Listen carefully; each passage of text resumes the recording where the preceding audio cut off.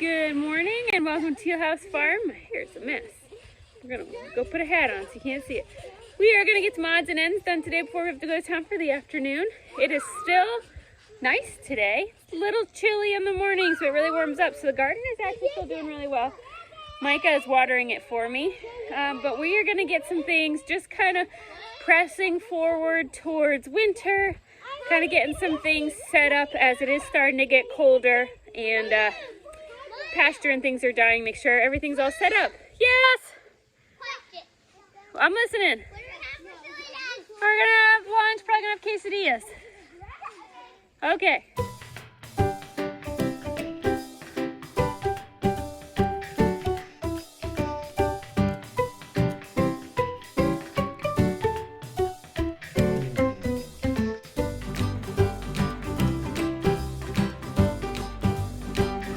There it is, every day, inside my tomato plants. I really want them to start laying in their nesting boxes, which they aren't interested in right now, so I have some ideas, but I'm curious if you have some. I'll tell you what I'm thinking, and then after I tell you what I'm thinking, you tell me what you think, or if you have experience with this, because right now the chickens and ducks, they're locked up at night in the coop. They have a very nice nesting box, but they lay wherever they feel like. This one chicken is really reliable about where she lays. Everyone else, it's an Easter egg hunt, so I have some ideas though.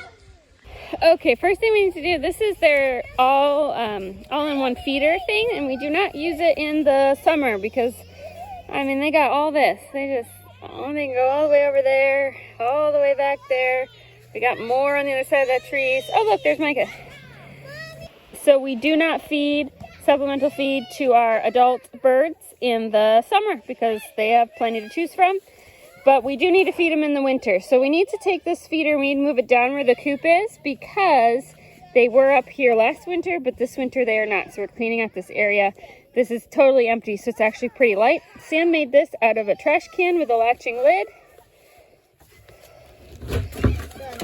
And it's got these four like PVC type things. I can link the kit below. It's a kit you buy with these feeders. And they can fit their beaks in there and it doesn't spill out. It just leaves feed right here at the very top where they can reach it and constantly refills itself. The questions we always get, does it stay dry? Yes, I've not had moisture problems with it, even though it sits outside. And then the other question we always get is, do you have problems with like other creatures coming? And the question is, we haven't, because it was inside an electric fence last year. This winter though, the electric fence that we have, this winter though, we're not setting up our poultry netting. We're still gonna let them kind of range more. And so we're actually gonna put this inside the coop so it's locked away at night, and that should prevent possums and things from coming. And if we still have a problem, like they're coming into the coop during the day to get it, then we will probably go ahead and put up that poultry netting. But I'm trying to avoid doing that work because it's just a real pain to set up for a short period of time. But let's go ahead and get this dragged down to where the permanent coop is. I'm gonna let Muscles McGee do it. That's you.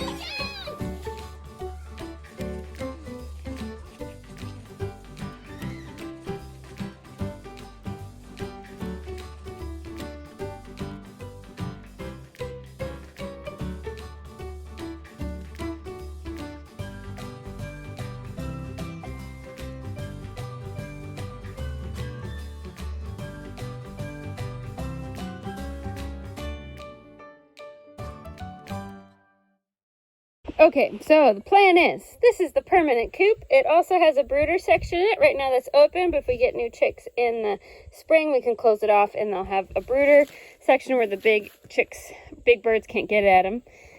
The feeder is going to go in there. That's what Sam wants to try, and that's fine. There's also a best nest nesting box in here. It's kind of dark in here, but in that corner. But as you can see, we definitely needed some new shavings. So I think my plan this weekend is to put down a brand new layer of real soft shavings. It's a little stinky, so that we won't put that in there until we've done that. But I'm hoping with a new floor, with new bedding, that they will be more willing to lay in here. I think right now it's just not the nicest place, and it definitely needs new bedding. So we aren't going to empty it out though. We do a deep bedding process, I guess is what you call it, keeps them warmer in the winter because the floor is really thick. So we just lay lots of new bedding on top, and then in early spring we'll empty it all out and start over. But it helps keep the warmth because the floor is so thick. So I'm hoping with new bedding and also with having their food source now moved down here instead of having them fully like dependent on free ranging or scraps that we throw out the kitchen door, that they'll be more interested in laying in their nesting box. They'll have a nicer home, they'll have a food source. Obviously we got water down here. It'll be more like home, good place to lay eggs. So tell me what you think about that. I can also, the last option is that you lock everybody in the coop for a few days and you don't let them out. So then they have to lay their eggs there and hope that they see that as their new home.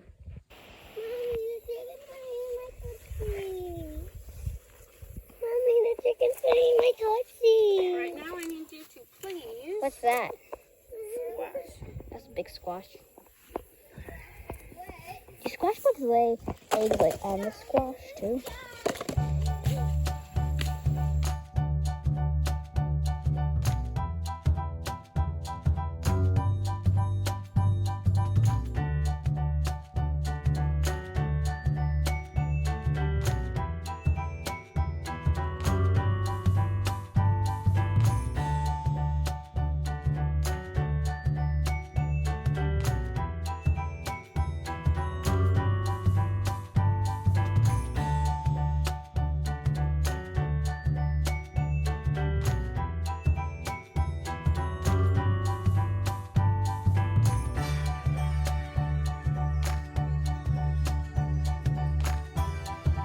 Okay, we got more out there. These are so big, and I have 2 more of these that we picked last week.